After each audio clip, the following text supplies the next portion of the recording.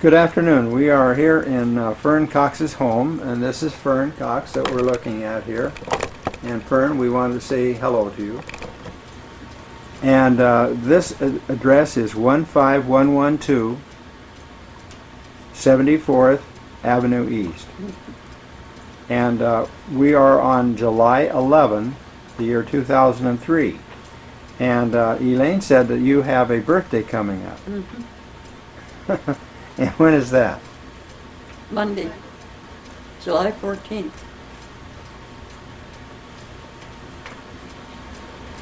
So let me swing around here and see who. There's Harris and Elaine. Good. Well, what we would like to do, to just a very brief introduction here of your family that came to this area. In other words, we're not talking about your birth here. We're talking about how did you happen to come to be in the area.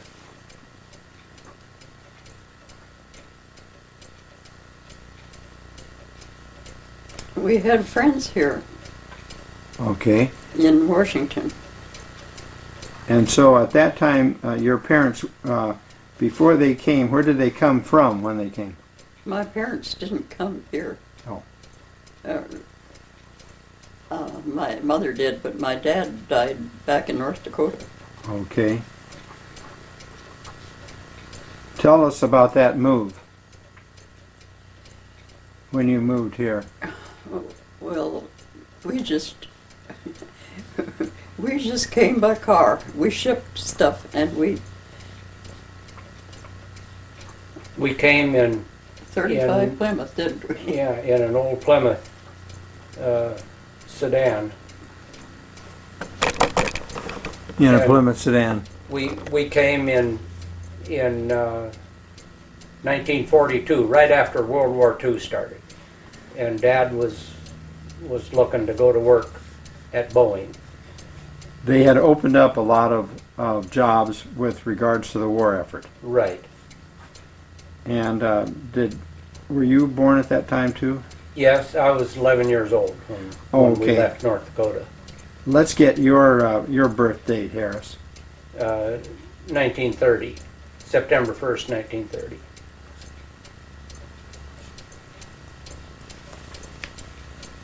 Okay. I'm 11 months older than you. Oh. And so Irene, obviously you came into the picture later on. Yes. Do you want the rest of the family or Yes, not? yes, that would be fine. That would be helpful. And Harris can give that if you want to. Well, when we moved down here when we came from North Dakota, we landed in Kent.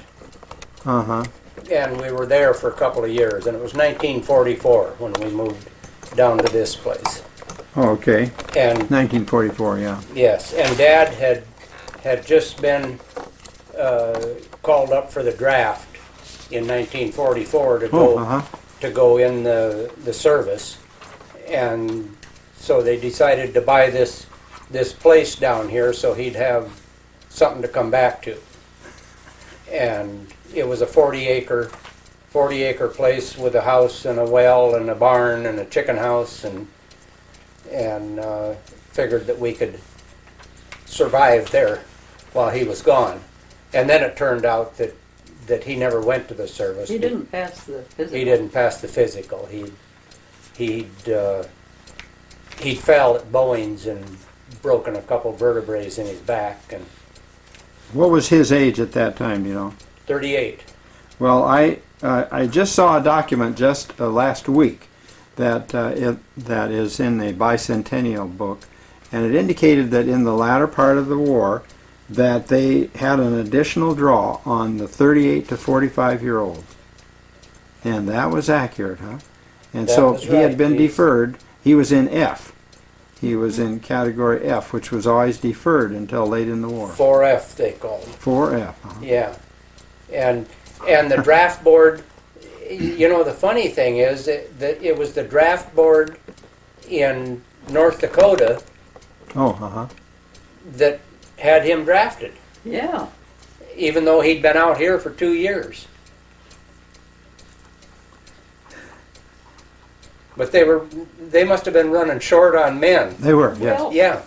you know, the Harold Kurtz, he was the same age as Harold.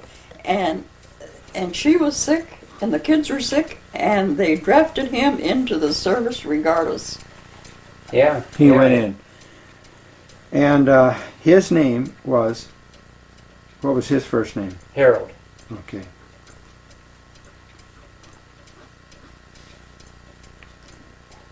And so the people that came out in the Plymouth sedan were how many? Which people? That was my mother, Fern, and Harold, and Chuck and Larry. They're my 2 younger brothers, and myself. I've been getting several stories of families that perhaps you've heard of the Parks family. They came from L.A. in about that same kind of situation. Oh, no, I haven't heard of it. And it was Parks. the Harold Parks family. Oh. At any rate, we get a lot of stories about how people arrived here. And most of these people that came, it was pretty desperate. There was a shortage of money. Well, Times hadn't improved too much no, they hadn't. from It 1930. it was hard times still. However, Dad had landed a job for the school in Jamestown, North Dakota, Uh-huh. and so he had a steady job there when he left. But it just seemed like he could get he'd have a better job if he came out here and worked in the war effort. Okay, yeah, because there were a lot of jobs that were developing. Yes. And he worked at Boeing's a little bit and he got hurt. And then after that he went to Todd Shipyard here in Tacoma. And so that was another good move to come down here because he was closer to the shipyard than up at Kent. So, Fern, you had been married before you came here then to Harold. Yes, we were married in 28. And what was the date of your marriage? Do you remember? Date of the Yes, your marriage. November 2nd, 1928. Okay. And so, in 1942, when you first came into the area here, did you say that you rented or came to the Gould property? We stayed with friends and we bought the place up at Kent. You moved to Kent? You lived in Kent first? Yes, Okay. And when did you move to the South Hill area? in 1944. February 44. February, yes. Okay, so by that time you were still a teenager yourself, Harris. Yes, I was in the 8th grade. And I went to Clover Creek School. Seems like a long time ago. It was a long time ago.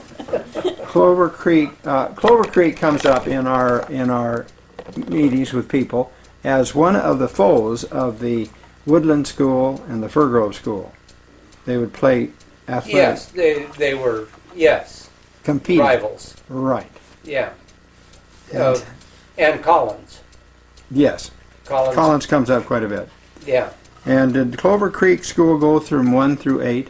yes.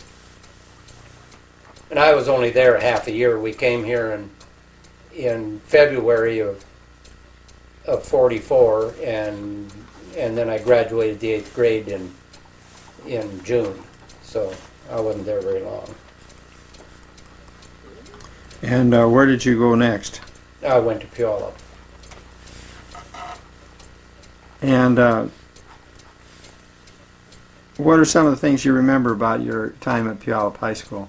The main thing I remember was that they ran a bus up here on South Hill. They ran it up on Canyon Road, and it came to 144th and Canyon. Yes, uh-huh.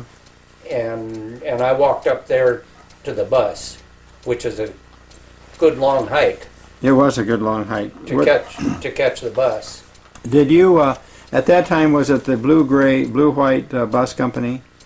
I don't know that, I don't remember the bus company, but it was double-decker buses. Yes, double-decker. Well, Ray Yeah. Daly, who has the apartments, up on Meridian, he tells me that it was the blue-white or blue-gray company. Well, that sounds right. And I think that they were used buses.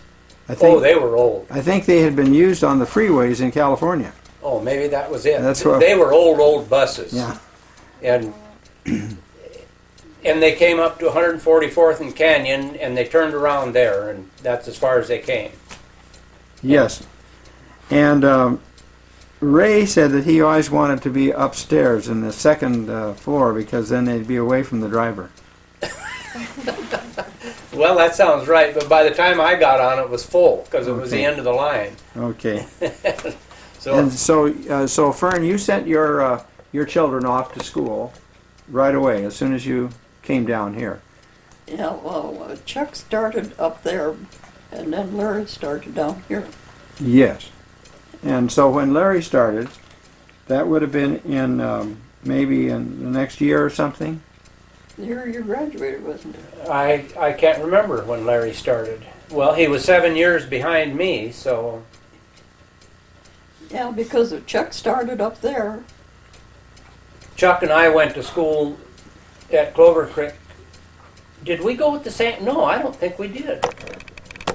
Oh, yeah, we should have. Yes, you had Yeah, to. I think Because- we went there at the same time. And Larry didn't go to start up there, and Larry started here. So you, Yeah.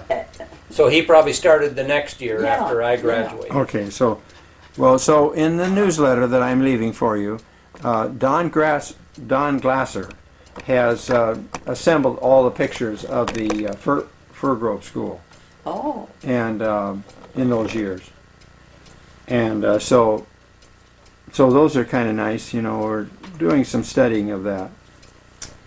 And Do you have any pictures from the Clover Creek yeah, school? I do.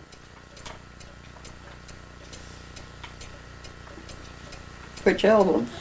Yeah, which album? Okay. Well, while we're on the subject of photographs, let us say that there is a scarcity of any photographs from that period of time in the area.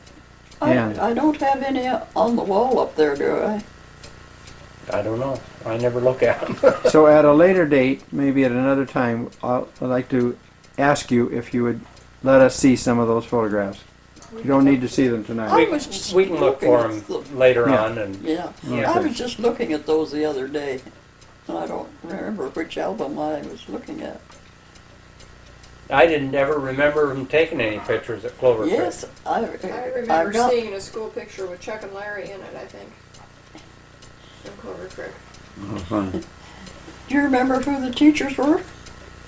Yeah, the only teacher I had was Basinger. Well, And she was they were the two main teachers, and she was Chuck's teacher, Mrs. Basinger. yeah, she was teaching the first grade, and he was teaching the 8th grade. Yeah. And they had some other teachers in between, but I, I never have knew no the idea other who ones, they were. but Yes, well, we're tracing the different. We haven't traced any teachers in Clover Creek, but we've been, tracing the teachers. And of course, the Fir Grove School has reunions, and we have a videotape from 1986 when they had many of the former teachers present, oh, and so that's kind of nice. Well, the Clover Creek School, they have reunions too. Now, we haven't gone to any of them. Uh-huh. It seems like it always comes when we're on vacation or something. Yeah. But they've had several reunions, and a lot of people came to those reunions that were there later than I was. Yes. Well, we're sort of focusing on what we call the South Hill area, which is mainly the Fir Grove area. And Clover Creek is out of the Sort of. South Hill. Yeah. Huh? Well, now about what do you remember when you came to the area here in 1944? How many neighbors did you have? Did you have a lot of? we didn't have any neighbors. Okay, tell us about that, please. We were down here, we bought 40 acres, and later we bought another 60, no, another 120. 120. And we were the only ones down here. Okay. And the land that you bought, because we've been looking at the maps now, and we can hold those up in front of the camera here. Have you located the land that you acquired in any of those maps?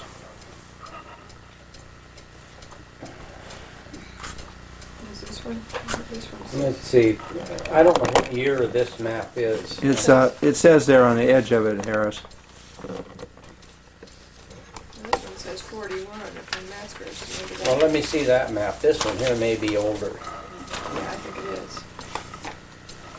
See if it says 41 or 47. 41. This says 41. Blades owned the 40 acres then.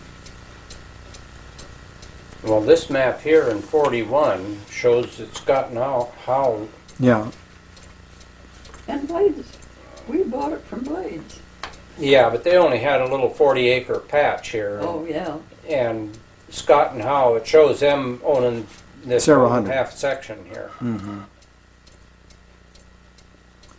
These lumber companies had no use for the land after they logged it. And so they tried to find buyers, and of course during the Depression there were few buyers, and much of this property was sold on tax lots at the county building for a very low price. Probably that's where Scott and Howe got it, because they were a land company, not a Oh, okay, thank you. logging company. This was totally logged off, wasn't it? See, it says right here. It says Scott and Howe Land Company, Okay, thank and you. that's what they were.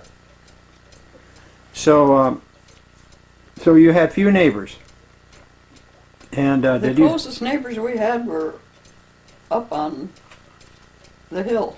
On 66th Avenue up there on the hill, 66th and what? and 152nd.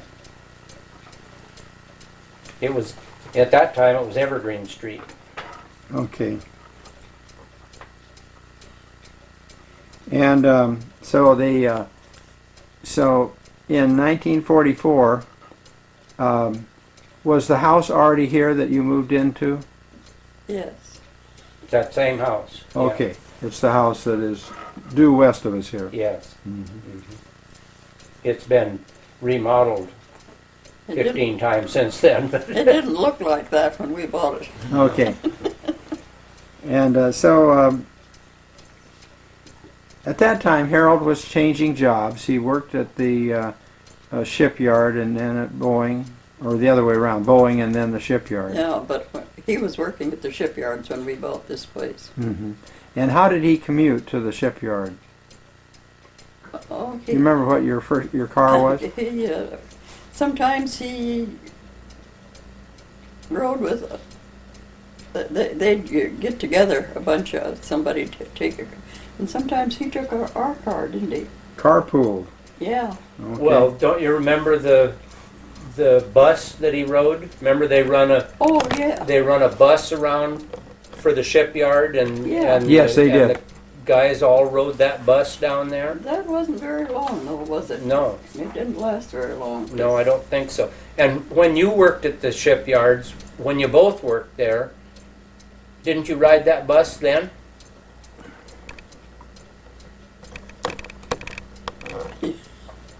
I can remember a funny thing.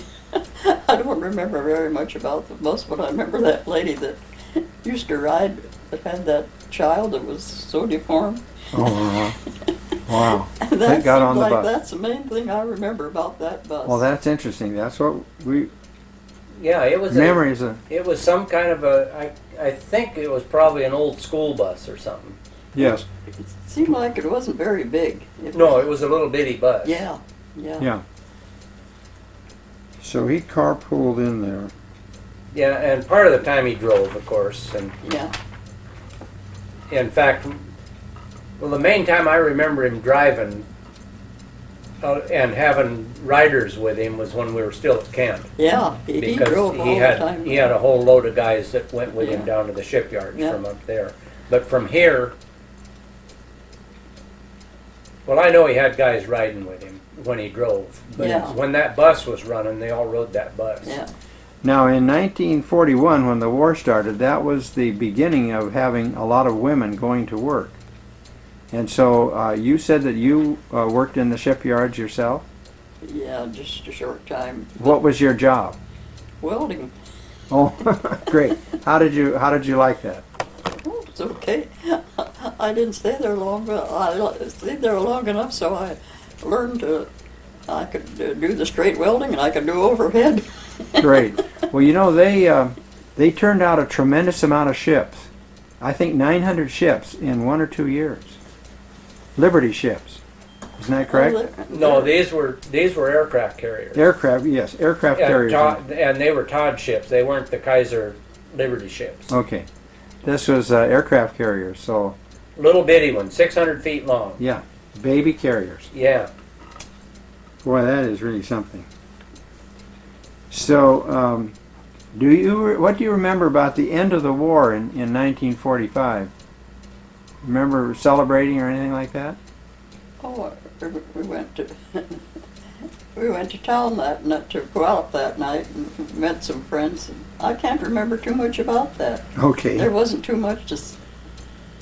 I don't remember going to Puyallup, but for some reason I hooked up with Dick Russell, who was a friend of mine up at Kent when we lived there, and we got together and we went to Kent.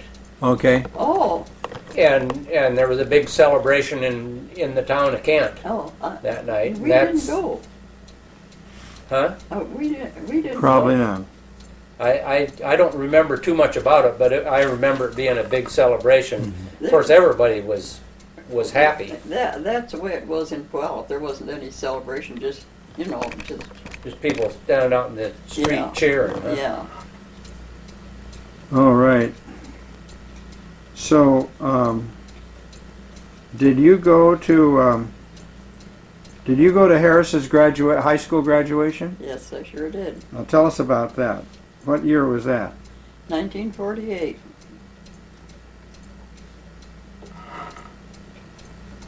Where was the graduation ceremony? Right. Where was it? Right in the school, wasn't it? In the school, in the auditorium at the Yeah. Puyallup High School.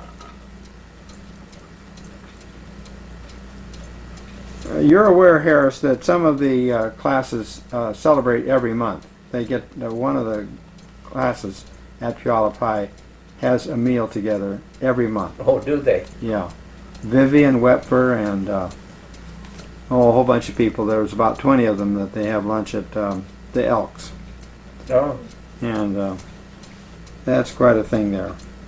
Now, Fern, you were active in church before you came out from North Dakota. Is that right? Oh, I wasn't too active. I went to church all the time, but I wasn't too active in church. In North Dakota. Yeah. But when you came out here, did you have another church, or did you start one, or what? I went to Fern Grove, Clover Creek. Clover Creek Baptist Church. Yeah. Okay.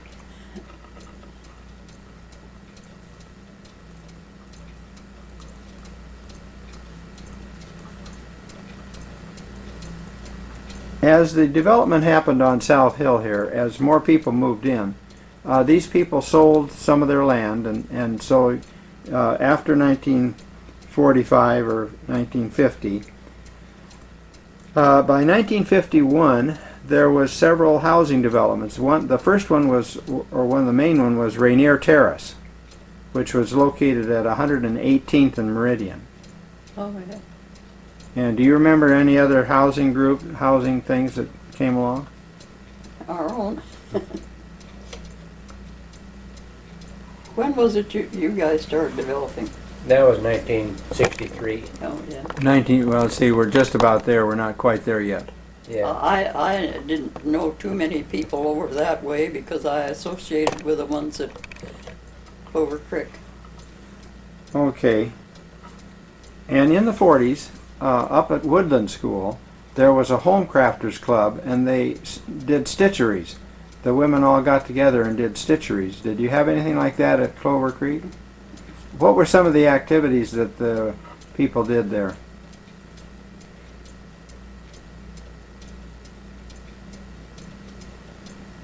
Did they have any? Sometimes they'd have extra. They'd get up dinners, and I helped, and they'd all get together for an evening of everybody getting together. But that was the main thing that they did it. I know I helped with dinners different times, and that's about the only thing Okay, fine. A lot of people around here were in the Grange. Were you? I wasn't in the Grange. Were you in any other organizations? Well, you worked with the 4-H, didn't you? Oh, yeah. Okay, one of the leaders of the 4-H group was Vern Rockstad, and he was in the Puyallup schools up here on South Hill for about 30 years, and he was a leader. Did you ever hear of him? You knew his wife. Okay, yeah, well, he's given us a history. Oh, Vern. Okay, Vern Rockstad. maybe that's the son. And Richard Hansen is in his 90s, and he was with the Cooperative Extension Group, and he's 95, and he worked in this area to help boys and girls in their 4-H work. Well, I tell you, I worked with another lady that was, she was the main one that had the whole deal. And I worked with her, Marion White. Yeah, and wasn't Eustace? Huh? Wasn't there a Mrs. Eustace? Yeah, that was she didn't do too active much, in but that? Marion White was the main one. Was this Eustis where we get the word Eustis Hunt Road? I believe it is. Could be. Yes, I believe it is. I think that later, they came in a little later than, Well, the Eustaces must have been there a long time because there's a road named after them. oh, Yeah. I didn't. I just noticed that here recently over off 176. There's Yes. a Eustace Road over there. I didn't meet her till not long before we had left that area. Hmm. Now they had different activities for the boys and the girls. Do you remember that? That the My boys, one of them had a pig and the other one had a lamb, didn't they? I guess. The only thing I remember about is the pig. I had to help him give that pig a bath before we took it down to the fair. Oh, that is most amazing. Now I want to tell you a true story that happened just today at Fritz Beitz, B-E-I-T-Z. Lived at 104th and Meridian, which is where, when he was 6, which is up near the Hanks transmission place there. Well, Fritz Beitz, when he was 6, he is 95. He once a week got a big pan and washed his pig. He had to wash his pig once a week. He remembers that because he was only 6 when he did that. And you're telling me almost the same story, but it was for the fair. Well, did the pig get any other baths besides that one for the fair? No, that was, it was a big old pig. Well, And I thought we were going to have quite a time, but we got warm water and soap and went out right by and got that pig. And when we started scrubbing him, he just stood there perfectly calm. He was, and we scrubbed him till you could see the pink through his, and he just acted like he thoroughly enjoyed it. He didn't give us one bit of trouble. well, that's great. Well, the only problem is that Fritz said on the phone this afternoon, he said that unfortunately right after he'd get through washing the pig would go outside and get all dirty again. Roll in the mud. Yeah. So did you eventually eat did your sons, did they eat the pig and the lamb, or do you remember? Oh, I'm sure they butchered them. I mean, I that's what we imagine grew them so. for, was to butcher. We ate a few lambs at that time. Yeah, we didn't eat very many lambs. We raised a lot of them and butchered them, but we didn't. And sold them. And yeah, we sold them. The teachers down in Sumner liked that lamb. Remember how many that? Yeah. Yeah. And then you remember we butchered a lot of them and took them down to the, what was the name? Polar Lockers? Was that the name of the place down? I think it was Polar Lockers down in Sumner. Okay. And we took those lambs down there and sold them. Well, now, about 4 miles from here, or 6, is the Rabbit Farms area. And in the 40s, 30s and 40s, they were raising a lot of rabbits. Did that happen around here at all? We always knew of the rabbit farms, but we never had anything to do with it. No. We They didn't- never made any money. I don't know. There wasn't. There wasn't much of a... Actually, the guy that did it for pelts. Oh. And Jim. Jim and Bibb. Oh. well, they're coming here. Yeah. So we'll stop this for a minute until we get in some introductions. So we're going now, and first over here in the corner, Jim Mighton has just joined us. Hi, Jim. Hi. And you're apparently Clover Creek people. Yes. And what is your birthday, Jim? We don't ask many personal questions. 5/20/39. And when did you come to the Clover Creek area? 1944. Okay, so that's about the same time that the Oh, I Coxes thought you were came. here before that. Well, we lived in Ashford, but my Oh. grandparents had the farm down here Oh. since the mid-30s. what was their parents' name? Wallace. Harris, you might look in there and see if you can find their land. No, it's not on this It's not map. on this map. We've got a bunch of old maps we were looking at. It's clear over by Clover Creek. And I'll swing around here. Oh, here's a 1944 map. Whoops. Do you want me to move over there by Jim? That'd be helpful if you would. I'll go over there and sit by him. Thank you. How are you going to sit by me?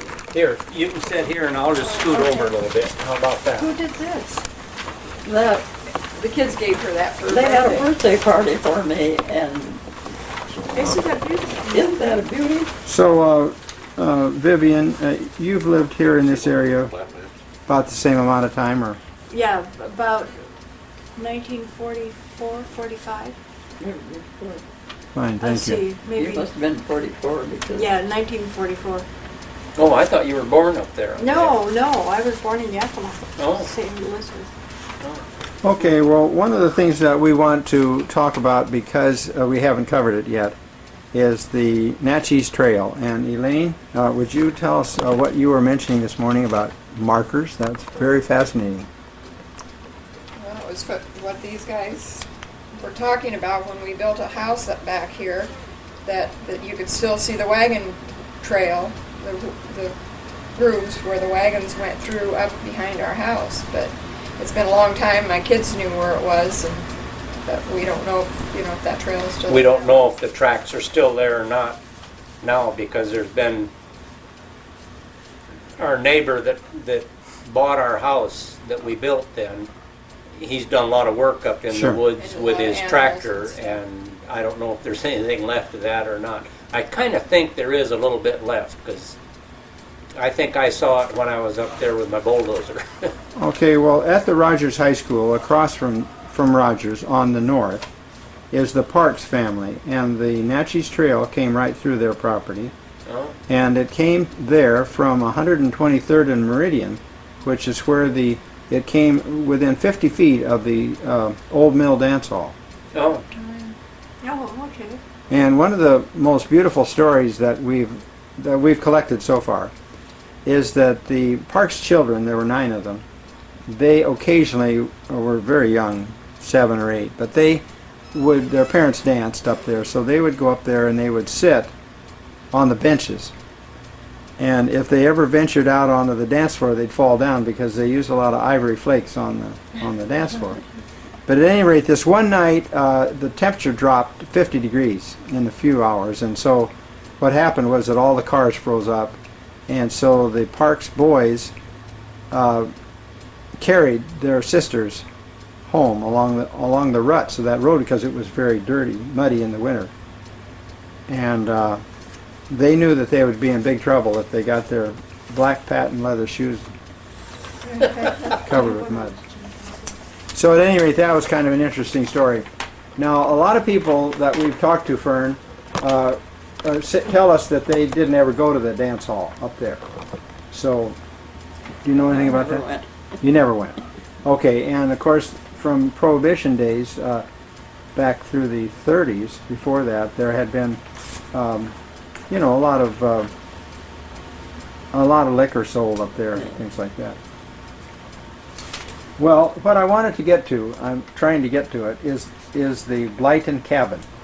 And what do you know about the top of your hill here, about where the Blyton farm? Did you say that it was formerly the Gould? That was the Gould Dairy. You know, I did not know that until I sat here with you people, because I've heard a lot about the Blytons, and I'm going to go to Mrs. Blyton, but I didn't know who owned it before then. So what do you know about the Goulds? Well, really, I don't know hardly anything about the Goulds except what Leonard has told me. Okay. And he was the one that was telling me here just a month or so ago about how Mr. Gould got killed by that log rolling over him. And he don't remember it. He just remembers the story. That early cabin. And you know that the cabin has been torn down now, It has? a month ago. Oh, that's And good. a lot of us are extremely sick about it, because this was the one symbol of South Hill, was that log cabin. Was that a residence or? No, it was a machine shed. But was it a residence when it was Originally. Well, to support Harris, to support what you're saying, is that that there is no insulation, there's no caulking of any kind, or sign that there was, and that would make sense if it was a machine shop. Well, that's what Leonard told me. Okay, and Leonard is one of the Blytons. Lenny. Okay, Lenny is he's taking it to Onalaska, along with his tractors. Yeah. He's got it on a trailer right now. Right. And one of the things that we want to do, though, is to measure it, because we have an offer from Joe Tucci to build a replica. We would like to build a replica of it. Mm-hmm. There's some people that are so sad that they won't use this road out here anymore because the cabin is gone. Oh, well, I don't mind if they don't. Right. We got too much traffic now. Right. What is he going down someplace else?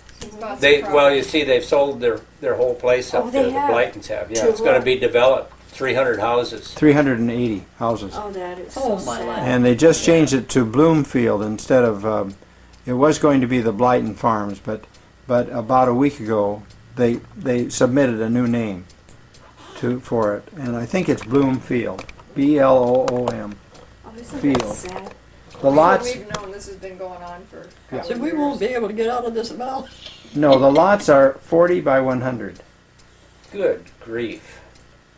300. Boy, that's what they call high density. It is. Thank you very much. You are absolutely right. And then the code calls for it. The day is gonna come when they're gonna regret that. Yeah, the developers were forced to do it, and I know, the county planning commission forced them to. yeah, and I don't want to defend them. I don't want to defend the county. You know, I'm interested in That's people's good, 'cause you'd reactions. start an argument. No, I don't. There's no. I don't have any axe to grind. It's just part of what we're going through here. So, Oh, that's a shame. was there other original houses then? The Blyton house. You said that was a machine shop. So was there? Obviously, there was a house where Mrs. Gould lived. Well, that house is still there. That's the same house. Yes, Floyd moved that. Weren't there two houses there? Well, there might have been, but the house that the Blytons lived in all these years was always there. Yes. And I think Floyd moved that over a ways, and then, or maybe he didn't move it, but Dad helped him dig a basement under it. Oh, I remember that. Yeah, Dad took his tractor up there and they dug a basement under that thing. Good. and I'm just a little hazy on that, but I'm sure that's the same house that was there I ever think since we so, lived too. here. Thank you. You're not surprised, are you, that that in the imagination of the people who, not mine, but the people that got interested in that cabin, was that it was an early trapper who was one of the first inhabitants of the that came along the Natchez Trail. That it was a home. Well, that don't surprise me that story is there, but from what Leonard told me, Yeah. he said that it was like a blacksmith shop or something. Or Thank you. It was just an outbuilding. Good. Okay. Well, now we'll flip down here to the late 50s and early 60s, and so you decided, or your family decided, to have other homes come in here. Is that correct? Yeah, Tell us about how that worked, Harris. well, we decided to. Well, what happened is that they raised the taxes enough, so Dad thought that he couldn't Okay. pay the taxes. So we started to develop some of this land into housing tracts.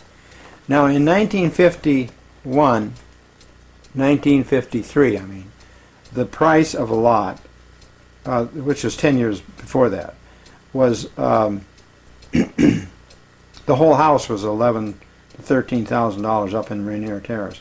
That was in 1953. Mm-hmm. So, That was a big house, so. yeah, they were. So, And when we started building houses in 1963, I don't remember that we had any particular price on a lot, but the first house we built was 11,500, yes. and it was 1,000 square feet with one bathroom and a single car garage, and a nice sized lot. Yes, that was very nice. And as late as in the 70s, when I was working with a House My People organization, helping families build their own homes, those were 11,500 feet with a one-car garage, exact same size. That was Mm-hmm. 10 years later. Mm-hmm. And so, about how many? What was the number of lots or something down in here?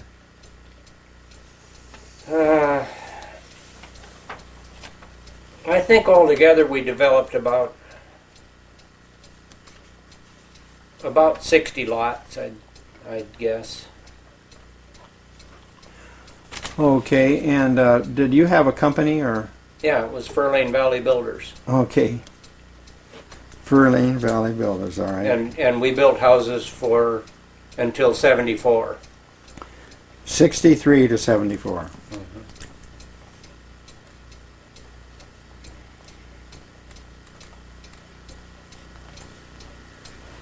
Well, that's quite an important time. And now those people in that period of time were not getting those through the VA or FHA.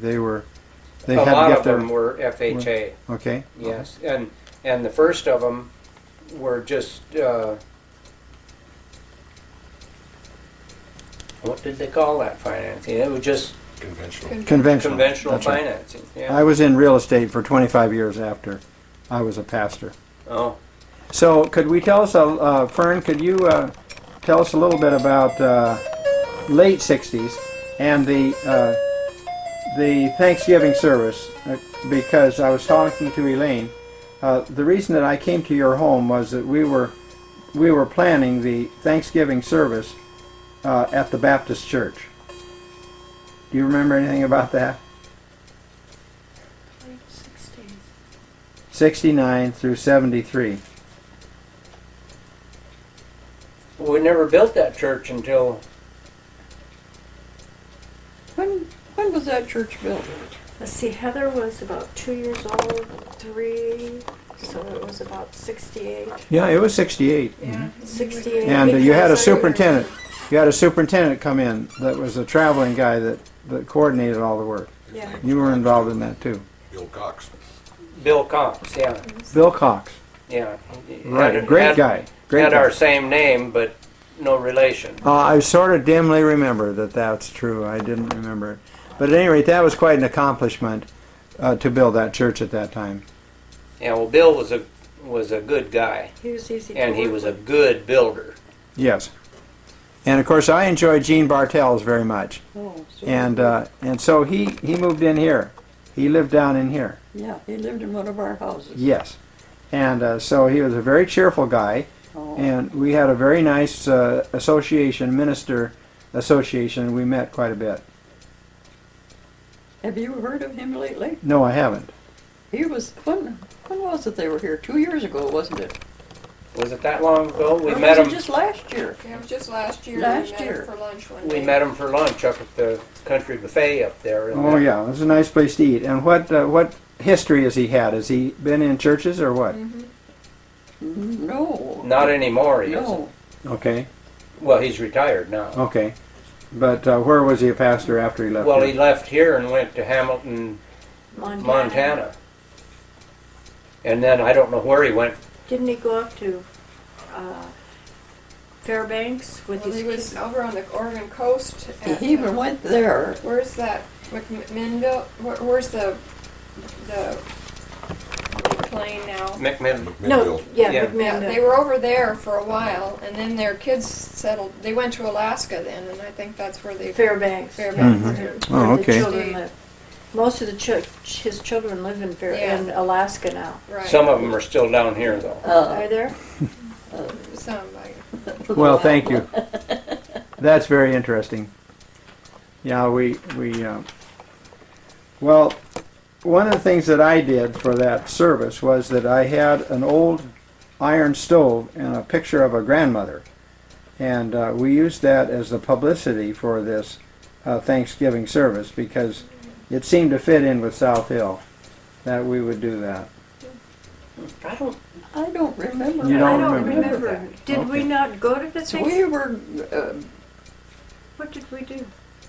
Well, we're always having big We families. We went always at that have a time. huge, big Yeah, family sure. thing, Yeah, you know. that's fine. You know, that's right. It was very hard to get people to come. We usually had about 10 from each of the churches, so not everybody. Yeah, came I to don't that. think we went to the Christmas, but not the Thanksgiving. Okay.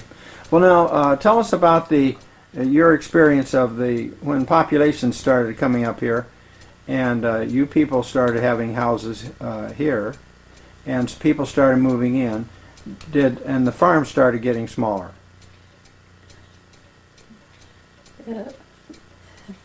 Less horses. The people had. Everybody used to have a horse. Yeah, no one came in here with any horses. And I guess we had sold ours before that time, haven't we? What? Yeah. Our kids had horses. Yeah, because Heather and Keelan Didn't you used take to a couple horses as a down payment on a house once? Yeah, we took, we took, I can't remember how many, 3 or 4. Yeah. Oh, that is really something. The down payment, huh? As part of the down payment on a house. But our kids wanted a horse. The kids wanted the Was horses. that where you got the horses? Yeah, that pal, and you remember you Yeah. remember the one with the little buggy that they drove him. Yeah, and the kids Princess loved Pal? those horses, Oh, all yeah. of them. Our That- kids too. There was Heather still remembers that.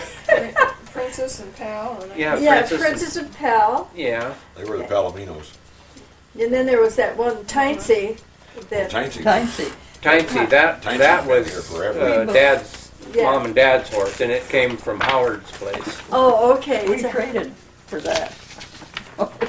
We're just about done. I have a couple more questions, and Oh, I didn't realize that you got that as a down payment. Yeah. Oh, that's so funny. it is very funny. I've got 1,300 incidents here on South Hill, and I'm flipping through here, of course, to see what I just may want to ask you a question about one of them. And well, did you hear anything in 1945, Fern, that up on the hill at 152nd and maybe even 128th, around in there, that a Japanese balloon bomb came down? Did you ever hear about that? I didn't, did you? Did you, honey? Well, we have a first-hand account.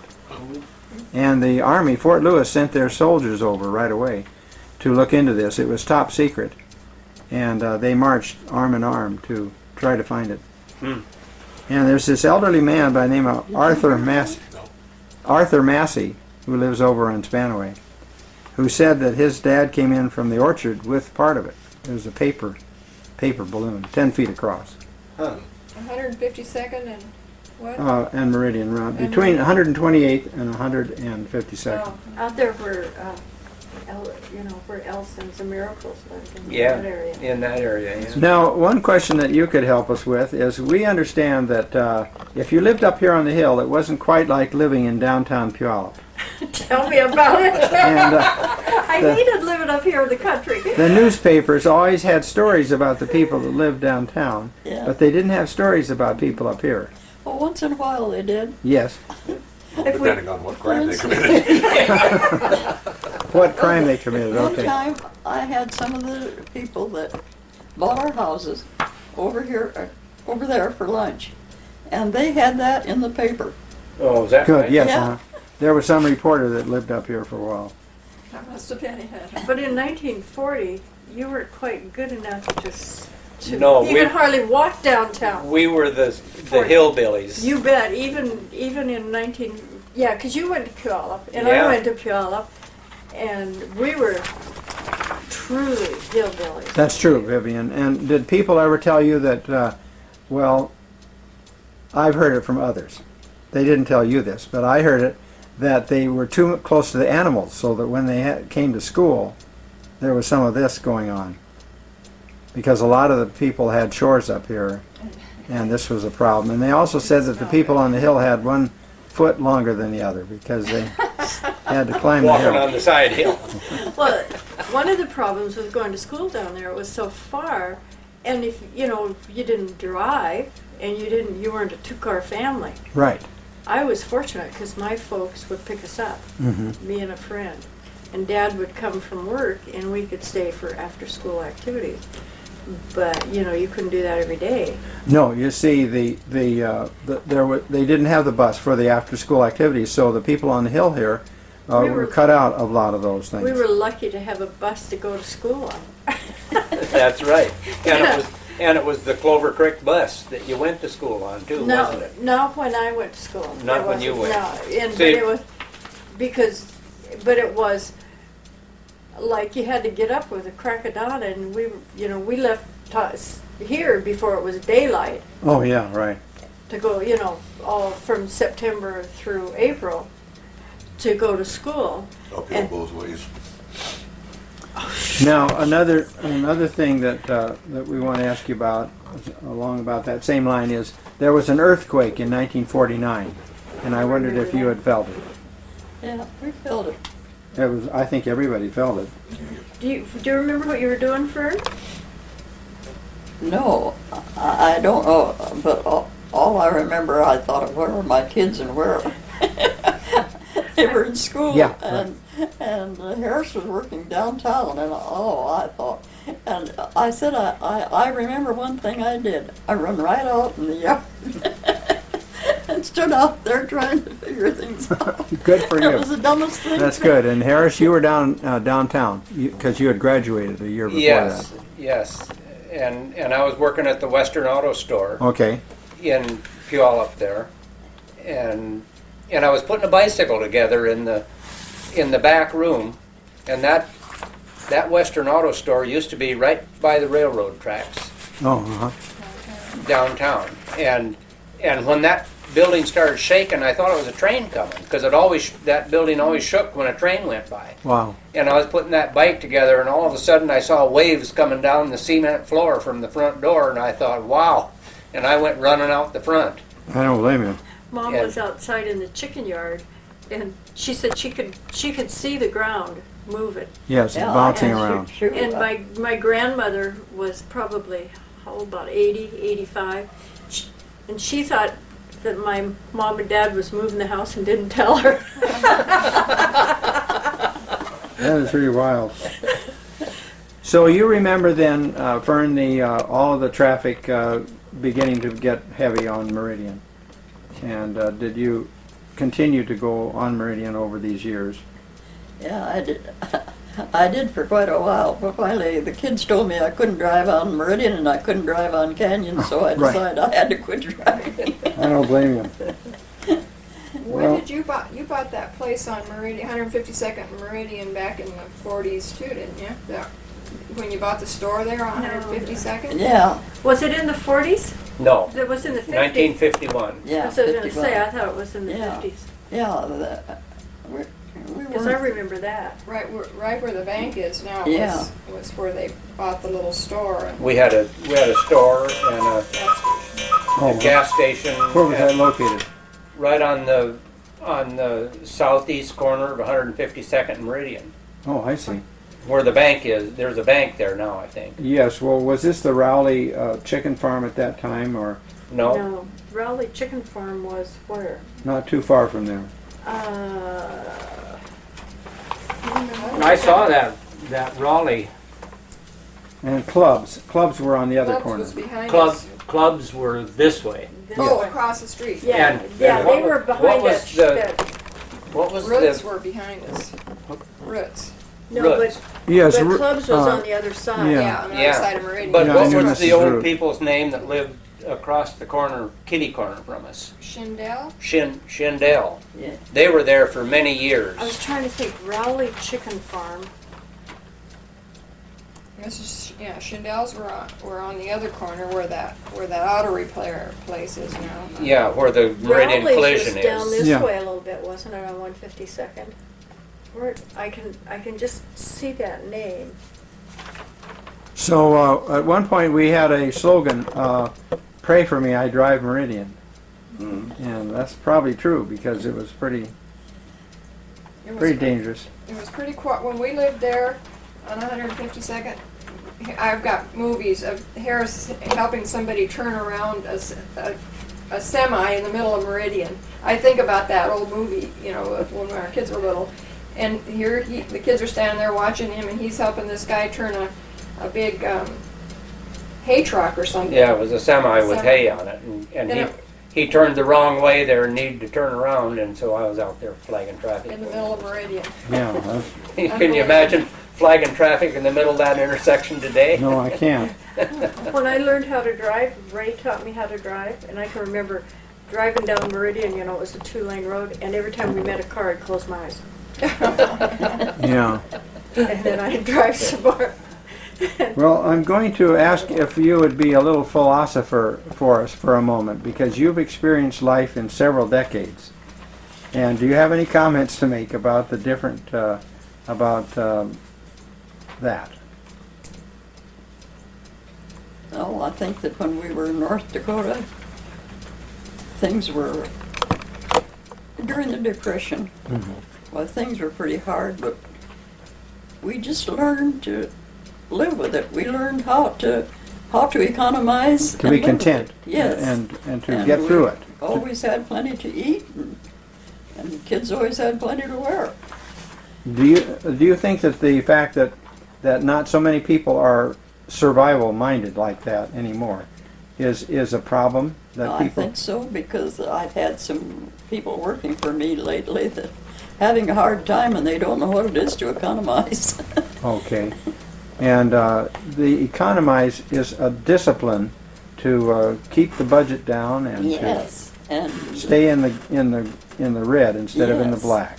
and we learned to do that. And of course, when we came to Washington, the wages were twice as much when he started working. So we were really enjoying it because we. Yes, so that the better conditions Oh yes. is a very satisfying thing Yes. and continues to be helpful to us. It certainly was. Well, I want to thank you for this interview, and within 24 hours you will have 1 or 2 copies of this interview. Oh, that will be nice. And on behalf of the South Hill Historical Society, we want to wish you an early birthday. Oh, thank you. And I think that your sense of humor is one of God's gifts to you. And that's very good. So do any of the rest of you want to say goodbye here? We're just about to wrap this up in about 1 minute here. We appreciate you people coming in. And Harris? Yeah, I've enjoyed this talk with you. Very interesting. Been interesting. Remembering a lot of things that I hadn't thought about for a long time. Thank you. And although I need those maps, I will provide you with them if you want to later on. And would you please look through your, what we're looking for in photographs, Fern and Harris, the rest of you, is we're looking for signs of the 40s. You know, we have pictures of roads, gravel roads, pictures of Dunfield, and things of this kind. I Do you don't have any think school pictures from Clover Creek? Oh, yeah. We have a whole annual from Clover Creek. We have a lot of. I don't know what time period he's looking at. but- Yeah. This is in the 40. No, this is 50, early 50s. Well, see, as I was saying earlier, we're concentrating on the more in the South Hill area, and the Clover Creek area is probably, hopefully, they have a historical group. They don't. At any rate, we are doing it, and we're specializing in the three What schools. year did you start school? Well, I'd have to think back on that.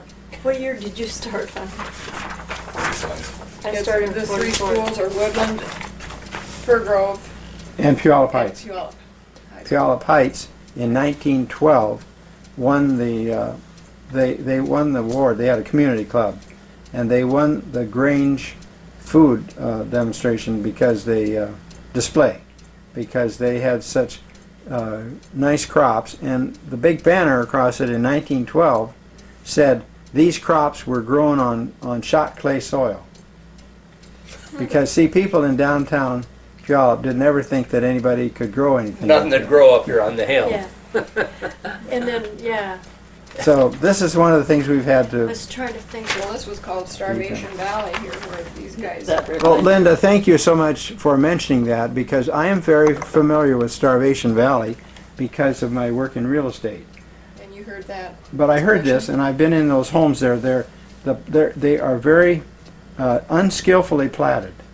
The lot lines didn't run straight. It was hard to sell properties in there.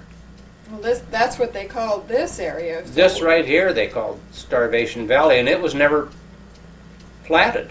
It wasn't platted. No, No, and so the lot until lines. we did it. Yeah, and then you came in and you got a plat through the county. Right. So, in fact, on 152nd, I sold a property. There's a dip there, and there's a swale, and it fills with water. Yeah. And the lot lines, it held up the sale for about 6 months because the lot lines were off by 75 feet. And people didn't know what they were buying. 75 feet. Is that right? That's a serious problem, you know. Yeah. So we had to correct that. Well, Jim and Vivian and Harris and Linda and Fern- Elaine, pardon me, and Fern, we want to thank you very much for this interview. You're so welcome. I've enjoyed it. Thank you very much.